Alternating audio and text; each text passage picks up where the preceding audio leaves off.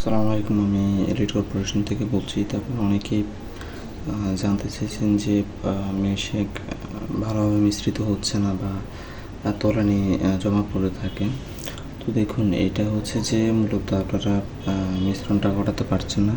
এই জন্য মূলত হচ্ছে কারণ হচ্ছে যে আপনাদেরকে বলা হয় যে কুসুম গরম পানি বা দুধের সাথে, হ্যাঁ, তো আপনারা যদি কুসুম গরম পানি বা দুধ নিয়ে যদি আরও দেরিতে এটা নাড়া শুরু করেন তাহলে তো হবে না। আপনারা গরম থাকা অবস্থায় যদি নাড়েন সেক্ষেত্রে বেশি মিশ্রিত হবে। আর আপনারা করেন কি যে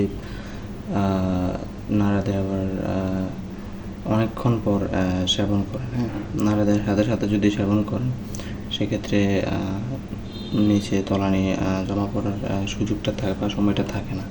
তো এই জন্য বলবো যে ভালোভাবে নেড়ে কুসুম গরম পানি বা দুধের সাথে সাথে সাথে সেবন করবেন, ঠিক আছে? তাহলে দেখবেন যে আর অসুবিধা হবে না। আপনারা অনেক গরম পানির সাথে নাড়েন, তো সাথে সাথে এটা সেবন করতে পারেন না বিধায় কিছুক্ষণ পর সেবন করতে গিয়ে মূলত তলানিটা জমা পড়ে থাকে। আশা করি বুঝতে পেরেছেন।